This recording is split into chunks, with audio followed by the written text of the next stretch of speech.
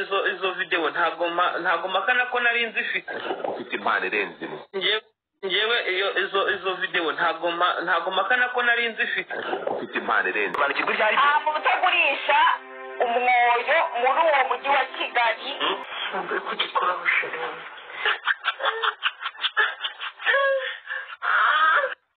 Ese we ntabwo ujya wibaza impamvu aba bahanzi n'abastari bakunze kwifata amavideo bambaye ubusa, abandi bakifata amavideo bakora amafilime y'urukozasoni, abandi bikinisha?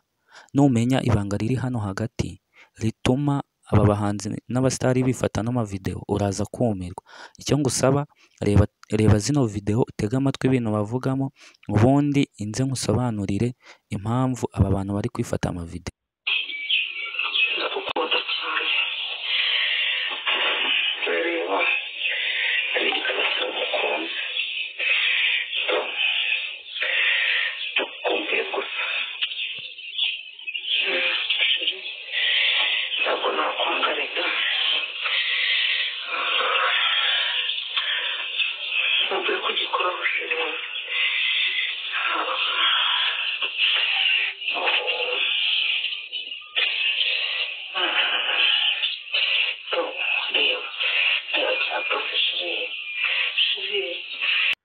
Debera Jihadi we, debera nawe umuntu umugabo ujya wifata akabwira abandi tusambanyi hanze aha ibiki n'ibiki.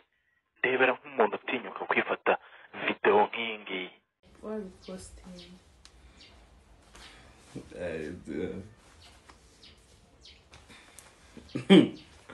Ese reka ndebe.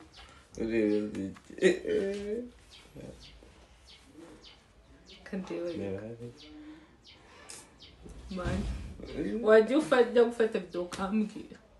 Ngira ngo urabyiboneye nawe uranabyiyumviye. Rero hari ibintu tutajya twibaza. Ese kuki bino bintu biba ku bastari bazwi? Kuki bino bintu bitaba ku bastari bakizamuka cyangwa abantu batazwi baraho? Kuki byibasira aba bantu bazwi b'abahanzi bazwi? Ese kuki babikora? Ese kuki zino video bo bazifata? Izi si video wagakwiye gufata ngo uzajya uziyibutsa ngo uzirebe wongere uzisubiremo. Izi ni video ukwiye no guhisha ahantu kure. Rero ibanga ririmo hano hagati, mujya mwumva ngo aba diaspora, ukumva umuntu akoze ikiganiro ngo ndashimira aba diaspora. Bano ba diaspora rero hanze ntabwo babasha kuba bagura indaya zaho zirahenda cyane papa.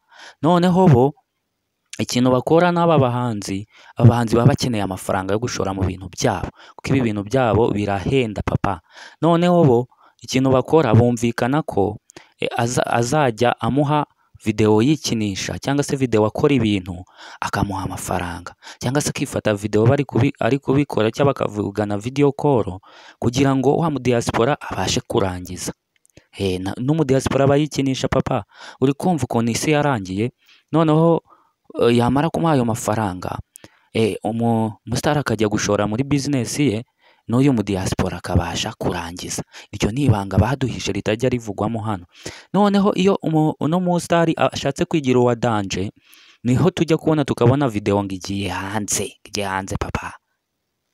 Reka nguhe urugero rwa rumwe muri video zagiye hanze bitunguranye. Video ya Jihad.